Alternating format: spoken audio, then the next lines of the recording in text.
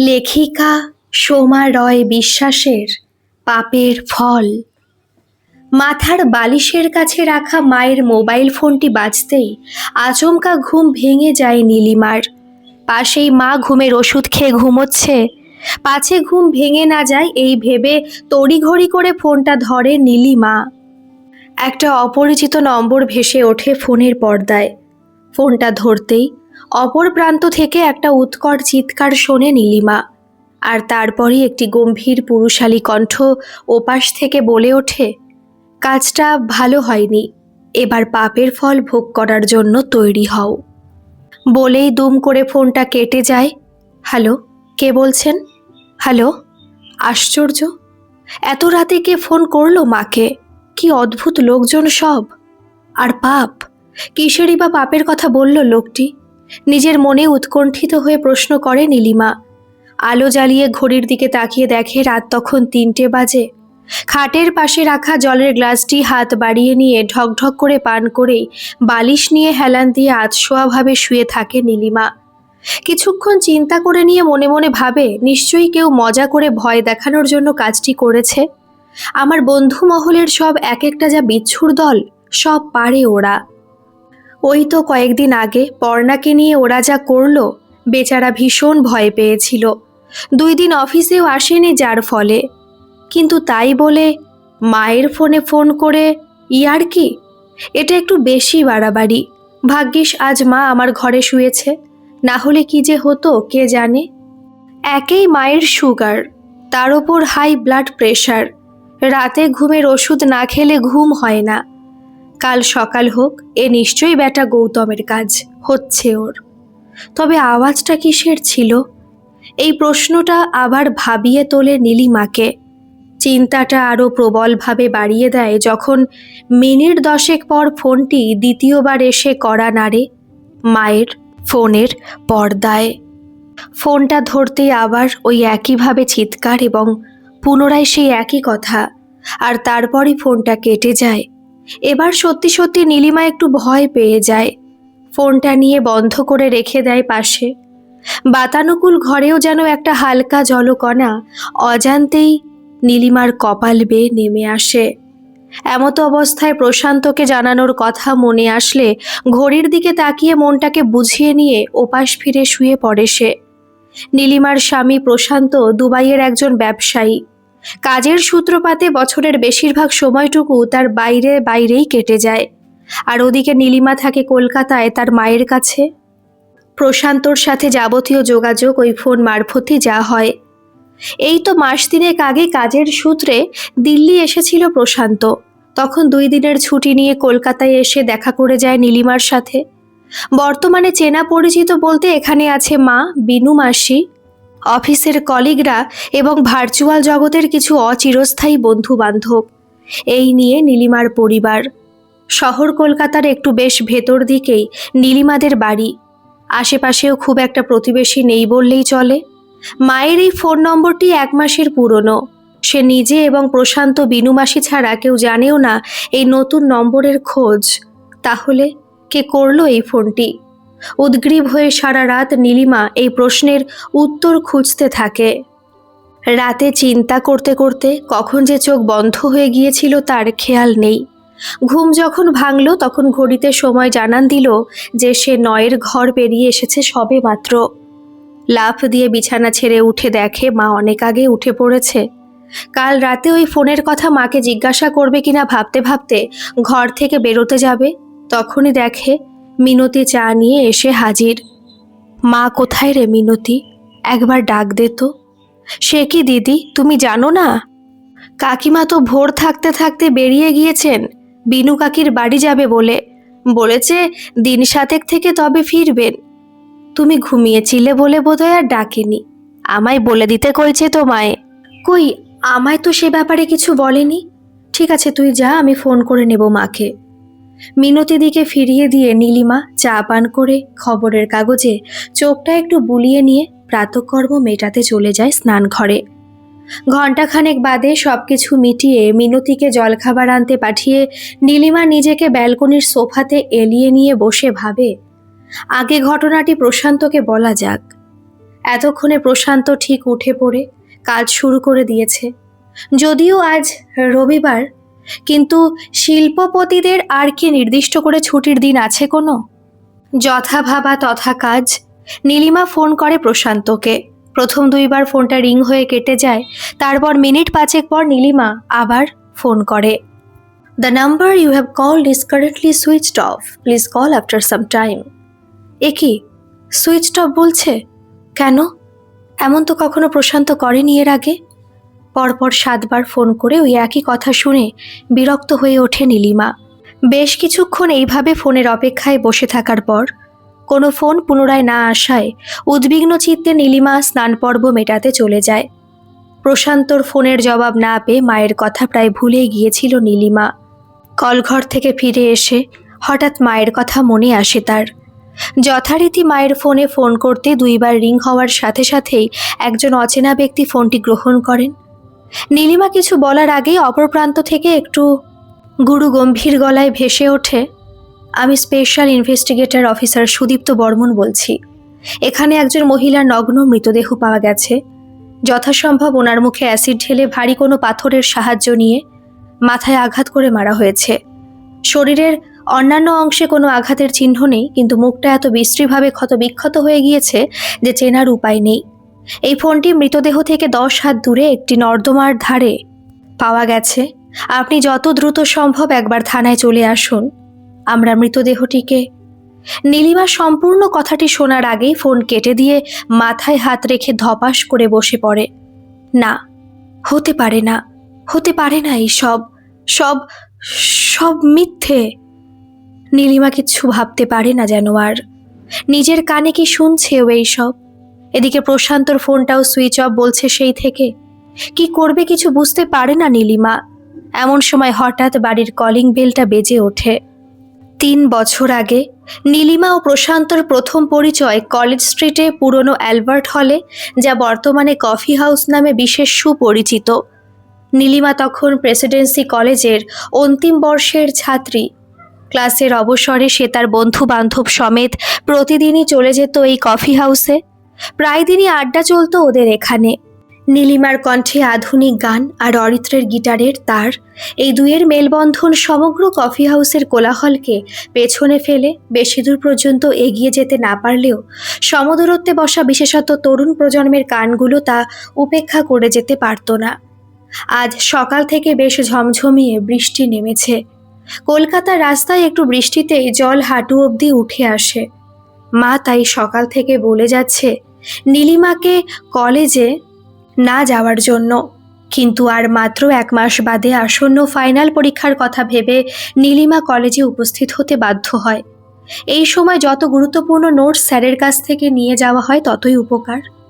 বইপাড়ার রাস্তাটাও যেন সেই দিন বর্ষার আমেজ গায়ে মেখে নীরবতা পালন করেছিল।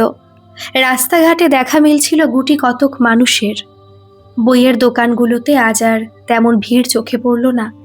এদিকে নীলিমা ক্লাসে ঢুকেও দেখলো হাতে গোনা 5-6 জন ছাত্রছাত্রী এসেছে। ওরা সবাই বিমল স্যারের অনার্সের ক্লাস করে যে যার বাড়ি চলে যাবে। নীলিমার কাছের বন্ধুরাও আজ কেউ আসেনি। কিন্তু মিনিট 10 পর একজন এসে জানিয়ে গেল যে আজ আর অনার্সের ক্লাস করাতে বিমলবাবু আসতে পারবেন না। এত খারাপ আবহাওয়ায় তিনি রাস্তায় আটকে পড়েছেন। অগত্যা কি করা যায়? এমন ভেবে নীলিমা কলেজ থেকে বেরিয়ে অভ্যেসবশত নিজেই একা একা চলে যায় কফি হাউসে। মনে মনে ভাবে, মায়ের কথা শুনে কলেজে না আসলেই বোধহয় ভালো হতো। শুধু শুধু আজ সে এলো এত ঝড়ঝঞ্ঝা উপেক্ষা করে কলেজে।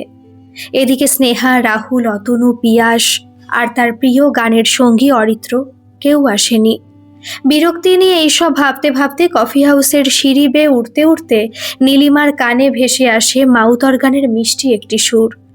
এই বৃষ্টি ভেজা শহরের বুকে প্রাচীনতম কফি হাউসে এই ভেসে আসা সুর অজান্তেই নীলিমার মনকে মুগ্ধ করে তোলে। প্রতিদিন হাজার হাজার মানুষের কলরবে মুখরিত থাকা এই হাউসটি সেই দিন অন্যান্য দিনের তুলনায় অনেক শান্ত ছিল। সুর লক্ষ্য করে এগিয়ে চলে নীলিমা। পৌঁছে যায় 3 তলায়, যেখানে এক জানালার ধারে বসে এক মনে একটি ছেলে মাউথ অর্গানে সুর তুলছে। নীলিমা কোনো রকম বিরক্তি না করে পাশে একটি চেয়ার নিয়ে আস্তে করে বসে পড়ে। তারপর সব ভুলে সে হারিয়ে যায় সেই সুরে। ম্যাডাম জি, আপনার জন্য গরম গরম কফি আর পকোড়া হাজির। ও হ্যাঁ, দিন। নীলিমার ঘোর কাটে বেয়ারা এসে তাকে খাবার পরিবেশন করে গেলে। আশ্চর্য, মানুষটা তো ভীষণ অদ্ভুত। পাশে বসে এত সুন্দর একটি মেয়ে বসে, অথচ দেখো পাত্তা দেওয়ার কোনো প্রয়োজনই যেন মনে করছে না। মনে মনে একা একাই বিড়বিড় করে বলে নীলিমা। Excuse me. ইয়েস, বলুন। Hi, I am Nilima. অনেকক্ষণ ধরে আপনার পাশের চেয়ারে বসে আছি। আপনি তো অসম্ভব সুন্দর মাউথ অর্গান বাজান। আমি তো সম্পূর্ণভাবে আপনার তোলা সুরে নিমজ্জিত হয়ে গিয়েছিলাম। Oh, thank you so much ma'am. আমি একদম খেয়াল করিনি আপনাকে। তবে আপনি একটু বেশি বাড়িয়ে বললেন কিন্তু আমাকে, অতটাও আমি। নানা মশাই, আমি একটুও বাড়িয়ে বলিনি। এনিওয়েজ, নামটা জানতে কোনো অসুবিধা নেই তো? I am Prashant from Dubai. Dubai? বাহ। কফি কাপে চুমুক দিতে দিতে বলে নীলিমা। এইভাবে ওদের সম্পর্কের প্রাথমিক পর্বের শুরুটা সেই দিন খুব বেশি জমে না উঠলেও মাসখানেকের মধ্যে তা বেশ গভীরে পৌঁছে গিয়েছিল। সেই দিন কফি হাউস থেকে বেরিয়ে যাওয়ার পথে নীলিমাই বলেছিল, যদি কিছু মনে না করেন তাহলে কি আমাদের আবার কথা হতে পারে? অফকোর্স। তবে দেখা হয়তো হবে না। আসলে আমাকে পৈতৃক ভিটে দেখবার জন্য বছরে একবার আসতে হয়। ওখান থেকে আসা খুবই চাপের ব্যাপার, জানেন তো। এই তো কাল দুপুরের ফ্লাইটে আবার বেরিয়ে যাব। ওখানে এক বড় ব্যবসা আছে আমার নিজস্ব। আর আপনার মা বাবা, তারা কোথায় থাকেন?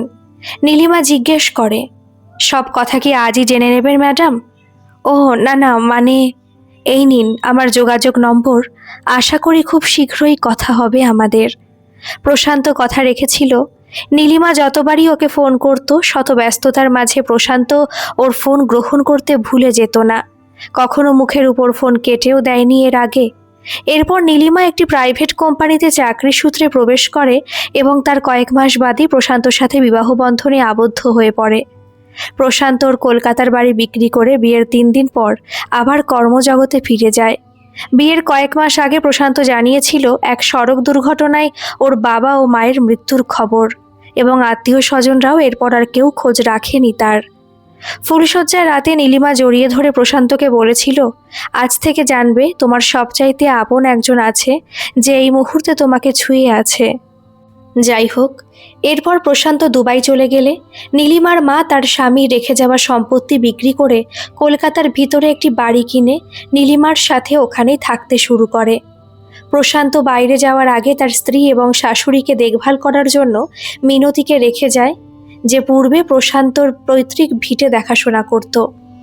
ইন্সপেক্টরের সাথে কথা বলে খুব ভয় পেয়ে যায় নীলিমা। একদিকে মা আর অপরদিকে প্রশান্ত, উভয়েরই চিন্তা ভাবিয়ে তোলে নীলিমাকে।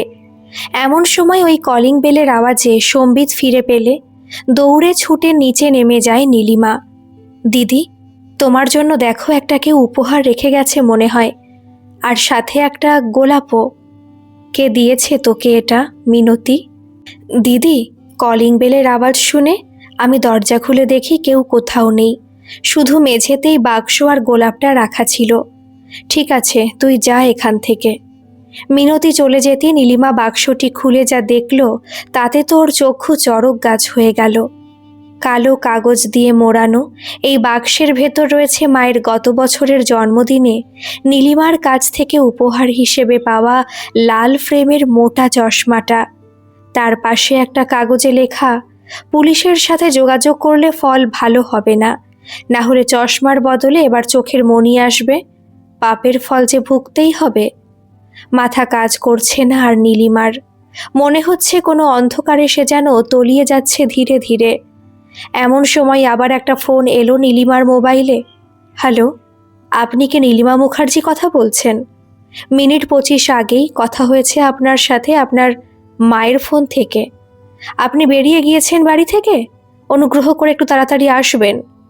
আশা করি বিগত 3 মাসে ঘটা 3টে খুনের ঘটনা খবরের কাগজে বা সোশ্যাল মিডিয়ার মাধ্যমে জানা আছে আপনার, যেটি মুম্বাই, চেন্নাই, বেঙ্গালুরুর মতন মহানগরগুলোতে আতঙ্কের সৃষ্টি করেছে, এবং প্রত্যেকটা খুন ভোরের আলোতে করা হয়েছে।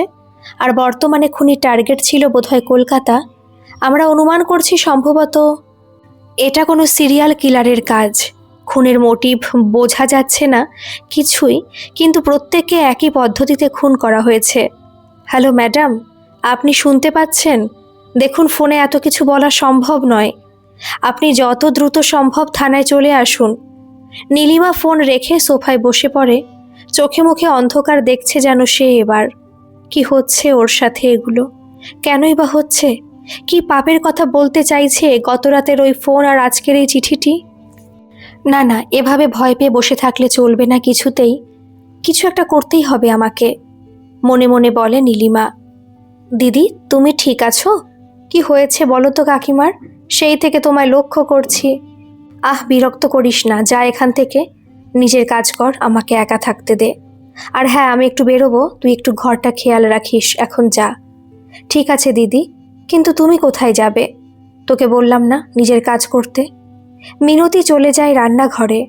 নীলিমা ঠিক করে চিঠি আর ফোনের বিষয়টা পুলিশের কাছে গোপন রেখে মর্গে গিয়ে মৃতদেহটা শনাক্ত করে আসবে। যথা ভাবা তথা কাজ। নীলিমা বেরিয়ে পড়ে বাড়ি থেকে।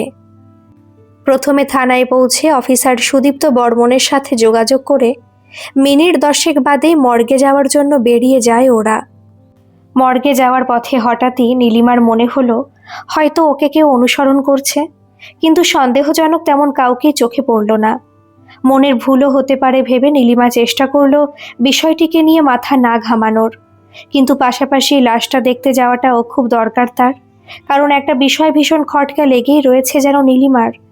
প্রথমত মায়ের ফোন পাওয়া যায় মৃতদেহ থেকে একটু দূরে, আবার মায়ের চশমা আসে বাক্সবন্দি হয়ে ওর কাছে, এবং বলা হয় পুলিশের খবর দিলে মায়ের চোখ। লাশ যদি পুলিশের হেফাজতে থাকে তাহলে যে বা যারা খুন করেছে তারা কিভাবে মায়ের চোখের কথা এভাবে তাকে পাঠানোর কথা বলল? তাহলে মর্গে যে মৃতদেহ রয়েছে সেটি কার হতে পারে? যদি মা হয়? না না, কী সব ভাবছি আমি। কিন্তু যদি আবার মা না হয় তাহলে কিভাবে মাকে আমি খুঁজে বার করব? পুলিশের সাহায্য নেওয়ার চেষ্টা করলে যদি মাকে ওরা... পুলিশের গাড়িতে বসে এসব চিন্তা করতে করতে নীলিমা পৌঁছে যায় মর্গে। কিন্তু সেখানে প্রবেশ করে নীলিমার প্রায় জ্ঞান হারিয়ে ফেলার উপক্রম হলো। একটা বড় ঘরে 6টা বেডে 6টি লাশ সাদা চাদরে আপাদমস্তক ঢেকে শুয়ে রাখা হয়েছে। হয়তো এদের পরিবার এসে শনাক্ত করে গিয়েছে। বেডগুলোকে অতিক্রম করে সোজা একটু হেঁটে সামনে রয়েছে 9টি বড় বড় ড্রয়ার। ডান দিকের মাঝের ড্রয়ারটা খুলতেই নীলিমা ঘরের কোণে রাখা একটি বালতিতে বমি করে ফেলে। কিছুক্ষণ পর নিজেকে একটু সামলে নিয়ে আবার পূর্বস্থানে ফিরে গিয়ে লাশটিকে ভালো করে পর্যবেক্ষণ করতে চেষ্টা করে নীলিমা। মুখ দেখে চেনার কোনো উপায় নেই, সমগ্র মুখটা অ্যাসিড ঢেলে পুড়িয়ে ফেলা হয়েছে। চোখটা কেমন যেন বাইরে, মণি সমেত বেরিয়ে এসেছে। 2 হাতের আঙুলের 10টা নখই উপড়ে ফেলা হয়েছে। উফ, কি নির্মমভাবে হত্যা করা হয়েছে। কিন্তু নিজের মাকে তার সন্তান শনাক্ত করতে পারবে না, এটা সম্ভব নয়। ঠিক তাই, মৃতদেহটি নীলিমার মায়ের ছিল না। আরও একটু মিনিট 4 ভালো করে দেখার পর নীলিমার বুঝতে অসুবিধা রইল না যে দেহটি কার। এ তো বিনু মাসি, যার বাড়ি যাবে বলে মা আজ ভোর থাকতে বেরিয়েছিল। কিন্তু বিনু মাসির এমন অবস্থা হলো কেন? নীলিমার মা সরলা দেবী ও তার বোন বিনতা দেবী দেখতে প্রায় একই রকম। তাদের দুইজনের উচ্চতা, গায়ের রং, মুখের আদল প্রায় মিলে গেলেও বিনিতা দেবীর বুকের মাঝখানে একটি বড় কালো রঙের তিল রয়েছে, যেটি নীলিমার মায়ের ক্ষেত্রে অনুপস্থিত। এবং একবার নীলিমা তার মাসির সাথে গিয়েছিল এক জায়গা থেকে ট্যাটু লেখাতে নিজের শরীরে। প্রশান্ত নামে ট্যাটু নীলিমা সাজিয়ে রেখেছিল তার ডান কাঁধের একটু উপরে। বিনু মাসিরও তাই দেখা দেখি স্বাদ হয়েছিল ঠিক একই জায়গায় নিজের মৃত স্বামীর নামের প্রথম অক্ষরটি রেখে দেবে তার শরীরে। বিনু মাসির বাড়িতে কেউ থাকে না, মাসি একাই থাকে তার সাধের বাগান পরিচর্যা নিয়ে। বাড়িতে কাজের লোক সকালে একজন আসে, গৃহের সব কাজ মিটিয়ে আবার চলে যায়। নিঃসন্তান মাসির আপন বলতে শুধু আমরা আর ওর বাড়ির বাগান এবং এক টিয়া পাখি, আর কেউ নেই মাসির তেমন। সারাদিন বাড়িতে একাই থাকতো মাসি। মা মাঝে মাঝে যেত ওনার সাথে দেখা করতে। পুলিশের প্রাথমিক জেরায় নীলিমা জবাব দেয়, আচ্ছা, উনি একা একটা এত বড় বাড়ি সামলাতেন? আপনি বা আপনার মা কখনো বলেননি ওনাকে এসে আপনাদের সাথে বাস করতে? বলেছিলাম, কিন্তু মাসি তার স্বামীর তৈরি করা রাজপ্রাসাদ ফেলে আমাদের কাছে এসে থাকতে রাজি হয়নি। ও আচ্ছা, মিসেস নীলিমা মুখার্জি, একটা কথা বলুন তো, আপনার মায়ের ফোনটা ওখানে কিভাবে পৌঁছলো? বর্তমানে তিনি বা এখন কোথায়? আমি আপনাকে কিছু বলতে পারবো না, আমাকে যেতে হবে, যেতে হবে। অভিজ্ঞ সুদীপ্ত বর্মন নীলিমার এহেন উত্তরে একটু অবাক হয়ে যায়। নীলিমা দেবী, আপনার উপর কিন্তু পুলিশের সর্বদা নজর থাকবে। তদন্ত সঠিকভাবে এগোনোর জন্য আপনার সাহায্য একান্ত কাম্য। আর আপাতত এখন শহর ছেড়ে কোথাও যাওয়ার কথা ভাববেন না। খুব শীঘ্রই আপনার সাথে আবার কথা হবে। আপাতত বডিটাকে ময়নাতদন্তের জন্য পাঠানো হচ্ছে। আর হ্যাঁ, আপনার মা, অর্থাৎ যার ফোন মারফত আপনাকে পাওয়া গেছে, তার সাথে একটু কথা বলতে হয় বই কি। আমি আসছি। নীলিমার কিছু মাথা কাজ করছে না। কোনো কিছুর সাথে কোনো কিছুর যোগসূত্র সে খুঁজে পাচ্ছে না। মাসির এমন ভয়ঙ্কর পরিণতি, মিনতিকে মায়ের বলে বেরোনো, মাসির বাড়ি যাওয়ার কথা, তারপর মায়ের কোনো খোঁজ না পাওয়া। এদিকে প্রশান্তর ফোন এখনো বন্ধ। কিচ্ছু বুঝে পায় না নীলিমা কি করবে, কোথা থেকেই বা শুরু করবে। এদিকে এমনভাবে থানা থেকে বেরিয়ে আসার জন্য নীলিমা যে পুলিশের একটা বিশেষ সন্দেহের তালিকায় প্রবেশ করে গেছে, সেটা ওর বুঝতে বাকি থাকে না। একবার কি সুপ্রিয়কে ফোন করবে সে? নীলিমা ভাবে, সুপ্রিয় ব্যানার্জি নীলিমার কলেজ জীবনের বন্ধু। বর্তমানে সে একটি ছোটোখাটো প্রাইভেট ডিটেকটিভ এজেন্সি খুলে কর্মজীবনে বেশ পসার জমিয়েছে।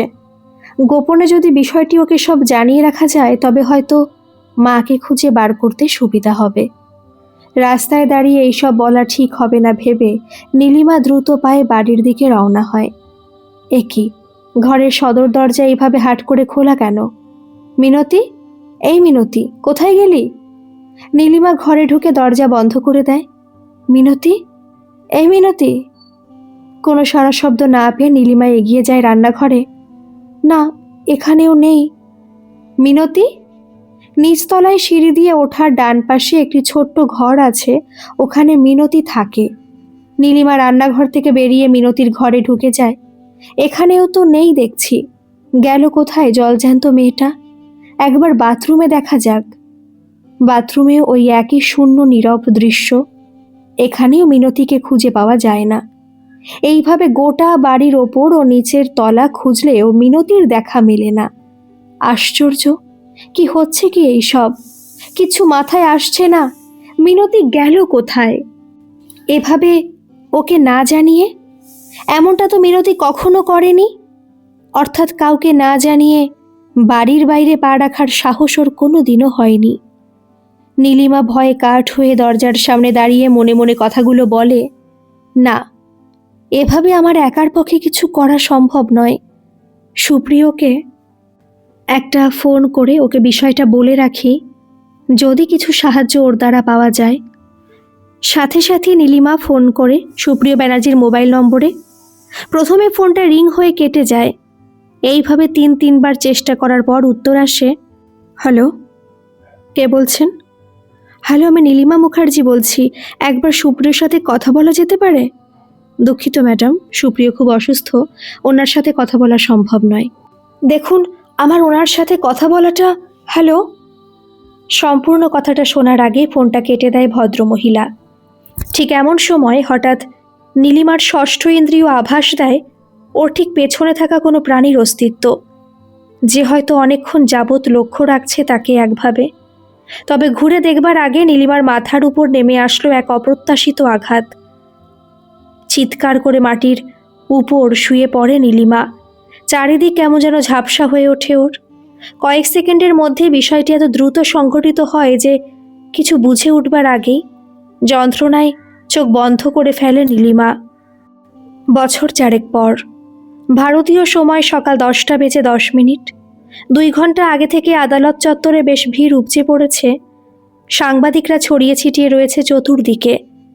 দীর্ঘ সময় ধরে চলা এই ক্রমিক খুনের ঘটনার মামলার আজ শেষ দিন। সুবিচারের আশায় লক্ষ লক্ষ জনগণ আজ কেউ টেলিভিশনের পর্দায়, কেউ সোশ্যাল মিডিয়ায় পর্দায় নিজের চোখ এবং কানকে নিমজ্জিত করে রেখেছে। নিম্ন আদালত অপরাধীদের কয়েক বছরের সশ্রম কারাদণ্ড এবং কয়েক হাজার টাকা জরিমানার আদেশ দিলে উত্তেজিত জনতার ক্ষোভের শিকার হয়ে সরকারি পক্ষের প্রসিকিউটর হাইকোর্টের শরণাপন্ন হয়। হাইকোর্ট এই মামলার নিষ্পত্তি ঘটাতে দেশের সর্বোচ্চ আপিল আদালতে মামলাটি পেশ করার অনুমতি দেয়। আর আজ সেই মামলারই শেষ শুনানির দিন। আজ থেকে 4 বছর আগে মহানগরগুলোতে মাত্র 6 মাসের মধ্যে সুপরিকল্পিতভাবে 4 খুন গোটা বিশ্বের মানুষের মনে তীব্র আতঙ্কের সৃষ্টি করেছিল। জনগণ এখন শুধু তাই ইতিবাচক রায় শুনতে চায় মহামান্য আদালতের নিকট থেকে। 4টে শহরের বুকে এভাবে 4টে খুন এবং সর্বশেষ অপরাধী নিজের ইচ্ছায় আত্মসমর্পণ গোটা সমাজ থেকে শুরু করে পুলিশ প্রশাসন এবং বিচারক মণ্ডলীকে বেশ গম্ভীরভাবে ভাবতে বাধ্য করে। আদালতে উপস্থিত রয়েছেন অফিসার সুদীপ্ত বর্মন এবং তার সহকারী বিমল পাণ্ডে, রয়েছেন প্রধান বিচারক এস.কে. অধিকারী ও অন্যান্য বিচারপতিরা। এছাড়াও রয়েছেন সরকারি ও আসামি পক্ষের প্রসিকিউটররা এবং অন্যান্য আইনজীবী ও জনগণ। আর উপস্থিত রয়েছে সেই 2 অপরাধী। আর কিছুক্ষণ পরই রায় ঘোষণা হবে। এই 2 অপরাধীর অপরাধ যেমন সমাজের চোখে ঘৃণ্যতর ভয়ঙ্কর অপরাধ বলে গণ্য হয়েছে, তেমনি অপরদিকে অপরাধীদের এরূপ নৃশংস আচরণ সৃষ্টির পেছনে সেই হেতুও সমভাবে সমাজে ঘৃণ্য বলে বিবেচিত হয়েছে। 4টে খুনেরই ময়না তদন্তের রিপোর্টে ধরা পড়েছে রোমহর্ষক চিত্র। প্রত্যেক খুনই হয়েছে দিল্লি বাদে দেশের বাকি মহানগরগুলোতে। খুনের শিকার হয়েছেন বিবাহিত বা বিধবা মহিলারা। এদের প্রত্যেকেই বেশ সম্ভ্রান্ত পরিবারের সদস্য ছিলেন। প্রথমে তাদের অপহরণ করা হয়, তারপর মাথার পেছনে ভারী অস্ত্র দিয়ে আঘাত করার পর যখন মানুষটি যন্ত্রণায় কাকুতি মিনতি করে, ঠিক সেই সময় মুখে অ্যাসিড ঢেলে মুখগুলোকে বিকৃত করে দেওয়া হয়। সর্বশেষে হাতের প্রতিটা আঙুলের নখ উপড়ে ফেলে মৃতদেহগুলিকে নর্দমার ধারে বা কোনো ডোবার ধারে ফেলে রেখে আসা হয়। ঠিক কী কারণে খুনিরা এই কাজ করেছে তার বিবৃতি স্বয়ং তারা নিজেরাই দিয়েছে তাদের ঠিক আত্মসমর্পণ করার 2 দিনের মাথায়। এমনকি তাদের খুন করার পদ্ধতির বর্ণনার সাথে পোস্টমর্টেম রিপোর্টও মিলে যায় এবং খুনিরা শেষ জবানবন্দি এইটাই দিয়েছিল, যা করেছি বেশ করেছি, তাই যা শাস্তি তাই মাথা পেতে নেব। এমন অপরাধের বর্ণনায় দেশের সংখ্যাগরিষ্ঠ মানুষ ক্ষেপে উঠলেও পুলিশের কিছু দল এবং স্বয়ং বিচারক কিন্তু সামান্য আবেগপ্রবণ হয়ে উঠেছিল এবং কেউ কেউ এই ঘটনাটিকে সিরিয়াল কিলিং বা ক্রমিক খুন বলতেও নারাজ। ঠিক কী কারণ ছিল এই সব ভাবনার পেছনে? 4 বছর আগের ঘটনা। মাথায় অসহ্য যন্ত্রণা নিয়ে নীলিমা চোখ মেলে তাকিয়ে নিজেকে আবিষ্কার করে একটা অন্ধকার জায়গায়। কিছুই বোঝা যাচ্ছে না চারিদিকে কি হয়েছে। নীলিমা শুধু বুঝতে পারে ওর হাত দুটো উপরে উঠিয়ে কোনো কিছুর সাথে বেঁধে রাখা হয়েছে, পা দুটো এবং মুখ খোলা অবস্থায় রয়েছে। নিজের এই মুহূর্তের অবস্থা সম্পর্কে খানিকটা ধারণা করতে পারলেও সে এই সময় ঠিক কোন জায়গায় আছে সেটা বুঝতে পারে না। একসময় অন্ধকারও চোখে শুয়ে আছে সবার, কিন্তু নীলিমার ক্ষেত্রে সেটি হলেও সে কিছুতেই বুঝতে পারে না যে এই জায়গাটি ঠিক কোথায়। চারপাশটা বড্ড নিস্তব্ধ ও শীতল। ধীরে ধীরে নীলিমার গতকাল রাতের ও আজকের দুপুরের কথা মনে পড়ে যায়। এখন তো মনে হচ্ছে অনেক রাত। চারিদিক কেমন যেন ঘুটঘুটে অন্ধকার, কিছুই তো ঠাহর হচ্ছে না। নীলিমা মনে মনে বলল, কিন্তু এইভাবে ঠিক কখন থেকেও রয়েছে তা কিছুতেই মনে করতে পারে না।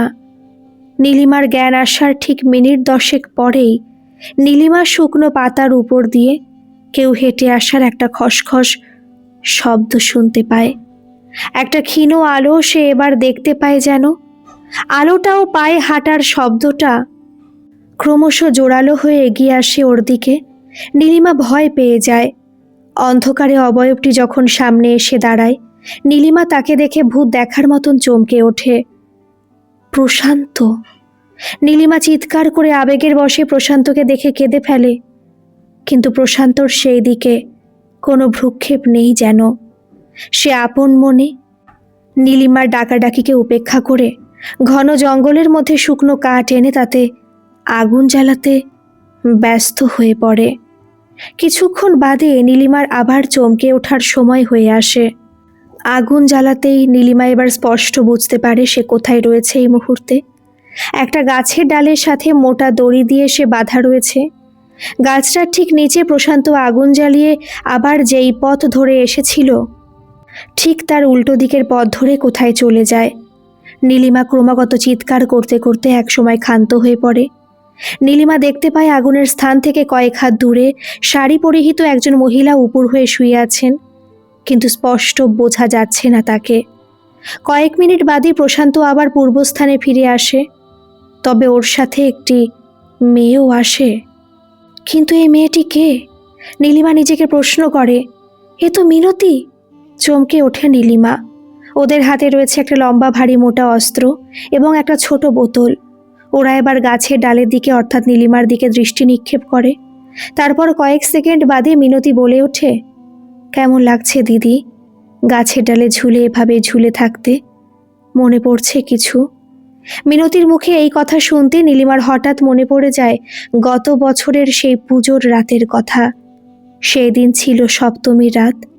নীলিমা ঠাকুর পরিদর্শনে বেরোবার আগে ওর মায়ের সোনার আংটি খোয়া যাওয়ার অপরাধে মিনতিকে দোষী সাব্যস্ত করে ঠিক একই রকমভাবে উঠোনের গাছের ডালে হাত পা মুখ বেঁধে সারা রাত ঝুলিয়ে রেখেছিল। তারপর দিনই সকালে বাথরুমে স্নান করার সময় নীলিমা ওর মায়ের আংটিটা বাথটাবের নিচে আবিষ্কার করে। বিনা দোষে মেয়েটিকে এভাবে শাস্তি দেওয়ার পর বিন্দুমাত্র অনুশোচনা নীলিমা ও তার মায়ের ছিল না। কিন্তু প্রশান্ত, তুমি এখানে কি করছো? আমার মা সেই বা কোথায়? নীলিমা দাঁত কিরমিরি করে জিজ্ঞাসা করে প্রশান্তকে। শান্ত হও মাই ডার্লিং, সব বলবো এবং দেখাবো বলেই তো আজকের এই দিনটার জন্য অপেক্ষা করেছিলাম। প্রশান্ত বলে ওঠে, দেখবার আর বলবার কি বাকি আছে? শয়তান ঠক জোচ্চোর, একটা অমানুষ কোথাকার।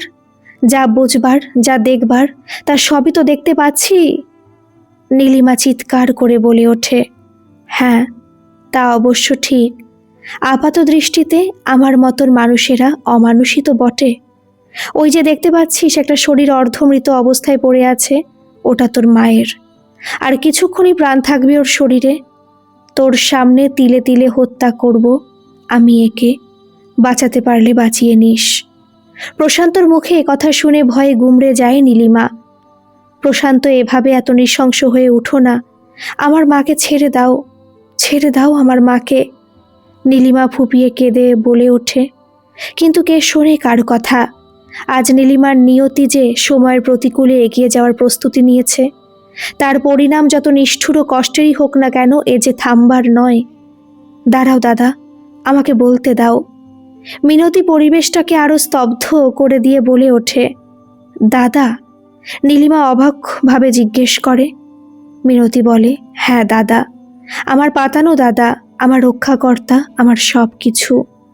এরপর একে একে নীলিমার পরিবারের অতীতের তিক্ত অধ্যায় খুলে আসতে শুরু করে মিনতির মাধ্যমে। আজ থেকে 24 বছর আগে আমার জন্ম হয় কলকাতা শহর থেকে অনেক দূরে আটালিয়া গ্রামে। কিন্তু জন্মের 2 দিন বাদেই আমাকে একটি অচেনা লোক চাদরে মুড়ে ঠিক এইখানে একটা ডাস্টবিনে ফেলে চলে যায়। আমার অপরাধ ছিল এটাই যে আমি হলাম তোর মায়ের জারজ সন্তান। অবৈধ ভালোবাসার অবৈধ ফসল। তাকে জন্ম দেওয়া যায় কিন্তু মানুষ করা যায় না। সে যে বেজায় কালো, তাই না? তোর সাদা চামড়ার বাবা তার টুকটুকে সাদা ধপধপে চেহারার সুন্দরী স্ত্রীর কালো মেয়ে দেখে পাছে সন্দেহ করে এবং তাকে তার সমস্ত সম্পত্তি হতে বঞ্চিত করে। তাই অযাচিত বস্তু ভেবে আমাকে ফেলে দেওয়া হয় এক নোংরা আবর্জনার স্তূপে। কাগজ কুড়োতে এসে আমাকে উদ্ধার করে আমার দাদা, আমার ভগবান। রেল লাইনের ধারে এক ঘুপচি বেড়ার ঘরে এনে বড় করে আমার দাদা আমাকে। ময়লা ফেলার স্তূপ থেকে তোদের মতন বড় লোকদের ফেলে দেওয়া খাবার খেয়ে আমার দাদা অনেক কষ্টে আমাকে বড় করে তোলে। কিন্তু একদিন এই হাভাতে সমাজে দৃষ্টি পড়ে আমার উপর। কৈশোরে পা দিতেই আমার শিকারে বেরিয়ে আসতো শত শত হায়নার দল। তারপর মনের সুখে তৃপ্তি করে খেয়ে ফেলে দিয়ে যেত ওই রেল লাইনের ধারে বস্তিটায়। প্রতিবার দাদা আমাকে লোকের কাছে ভিক্ষে করে ডাক্তারবাবুদের পায়ে পড়ে রক্ষা করত, কিন্তু একটু সুস্থ হলেই আবার ছিনিয়ে নিয়ে চলে যেত আমাকে ওই জানোয়ারের দলগুলো। দূর থেকে অসহায়ের মতন দাদা দেখতো তার বোনকে কিভাবে শিয়াল নেকড়ের দল ছিঁড়ে ছিঁড়ে খাচ্ছে। প্রতিবাদ করলে চাবুকের একটাও মার বাইরে পড়তো না তার। একদিন রাতের ট্রেনে চেপে পালিয়ে এলাম আমরা, এসে উঠলাম শহর কলকাতার বুকে, শুরু করলাম নতুন করে বাঁচার। কিন্তু সেই সাথে শপথ নিয়েছিলাম নিজের মাকে হত্যা করার, যার জন্য আমাকে মরতে হয়েছে দিনের পর দিন এভাবে। এবং ভগবানের ইচ্ছায় নিজের বংশ পরিচয়ও জানতে পারলাম। দাদার সাহায্য ছাড়া অবশ্য তা সম্ভব হতো না কোনো দিন। তোর বাড়িতে কাজ করার সূত্রে মায়ের কাছাকাছি এসেছিলাম ঠিকই, কিন্তু সেইবারও তোর মা আমাকে উদ্দেশ্য করে বলেছিল, চালচুলোহীন কোনো জঞ্জালের মেয়েকে আমাদের ঘাড়ে গছিয়ে দিয়ে চলে গেছে প্রশান্ত। বিশ্বাস কর, সেই দিন বালিশে মুখ গুজে ভীষণ কেঁদেছিলাম, কিন্তু সেই সাথে জানতাম আমার এই কান্না কেউ বুঝবে না। এরপর খোঁজ নিয়ে আমরা সেই সব মহিলাকে হত্যা করি যারা ঠিক এইভাবে নিজের সন্তানকে অস্বীকার করে ছুঁড়ে ফেলে দিয়েছে ভাগ্যের নামে। কিন্তু দাদার সাথে তোর পরিচয় বিধাতার খেলাই বোধ হয়, না হলে এত কিছু জানা হয়তো কখনোই সম্ভব হতো না। এক নিঃশ্বাসে বলে এবার একটু থামে মিনতি, কিন্তু বিনু মাসি ও কি করলো? আমাকে ডাস্টবিনে ফেলে আসার বুদ্ধিটা যে তারই ছিল, ওই জন্য ভগবান ওকে চিরকাল নিঃসন্তান রেখেছিল। পাপের ফল যে ভুগতেই হয় সকলকে। নীলিমা স্তব্ধ হয়ে যায় গোটা ঘটনা শুনে। কিছুক্ষণ পর আবার মিনতি বলে ওঠে, তোকে দিদি বলে ডেকেছিলাম, ভেবেছিলাম ভালোবেসে সম্মানটুকু দিবি, কিন্তু তোদের মতন অহংকারী পয়সাওয়ালা লোক সমাজের চোখে ভদ্রলোকের মুখোশ পরে ঘুরে বেড়ায়, আর মরে আমাদের মতন মানুষেরা। যে মানুষটা মহানগরগুলিতে এতগুলো খুন করলো, তাদের সে অবৈধ চারাগাছগুলোকেই সে খুনি অর্থাৎ আমার দাদা দেখাশোনা করে। আমরা হলাম গিয়ে অমানুষ। মিনিট সাতেক আবার কিছুক্ষণ নীরবতা। প্রশান্ত এবার আস্তে আস্তে গাছে উঠে নীলিমার বাঁধন খুলে দেয়। তারপর মিনতি এগিয়ে এসে ঘৃণার দৃষ্টিতে নীলিমার দিকে তাকিয়ে বলে, নিয়ে যা তোর মাকে। আমি পারিনি হত্যা করতে ওই মহিলাকে, নিয়ে যা এক্ষুনি। নীলিমা ভয় পেয়ে ছুটে যায় ওর মায়ের কাছে। অনেক ডাকাডাকির পর যখন জ্ঞান আসে ততক্ষণে ভোরের আলো ফুটে উঠেছে। পাশে এসে দাঁড়িয়েছে অফিসার সুদীপ্ত বর্মন ও অন্যান্য পুলিশ অফিসাররা, এবং সাথে এসেছে একটি অ্যাম্বুলেন্সও। গোটা ঘটনা ঘটে যাওয়ার পর মিনতি ও প্রশান্ত থানায় গিয়ে আত্মসমর্পণ করে। তারপর পুলিশ এসে ওদের উদ্ধার করে নিয়ে যায়। নীলিমা এবং ওর মা উভয়কেই প্রথমে নিয়ে যাওয়া হয় হাসপাতালে, কিন্তু দুর্ভাগ্যক্রমে নীলিমার মাকে বাঁচানো যায়নি সেদিন। সম্ভবত হার্ট অ্যাটাক করে তার মৃত্যু হয়। এই ঘটনার পর নীলিমা সম্পূর্ণভাবে বাকরুদ্ধ হয়ে যায় ও মানসিক ভারসাম্য হারিয়ে ফেলে। বর্তমানে সে এখন অ্যাসাইলামে দিন কাটাচ্ছে। আজ সেই মামলারই শেষ শুনানির দিন। সমস্ত সাক্ষ্য প্রমাণ ও বয়ানের উপর ভিত্তি করে অপরাধের বর্ণনা দিয়ে এবং অপরাধীদের নিজ মুখে নিজ অপরাধ স্বীকার করা, আর তার সাথে ভাগ্যের নিষ্ঠুর পরিহাসের শিকার হয়ে এমন অপরাধ ঘটানোর জন্য আদালত অপরাধীদের আজীবন কারাদণ্ডে দণ্ডিত করেন। আজকের এই গল্পটি আপনাদের কেমন লাগলো বন্ধুরা, অবশ্যই কিন্তু কমেন্টে জানাবেন, আর ভালো লাগলে একটা সাবস্ক্রাইব করে আমার পাশে থাকবেন। ধন্যবাদ।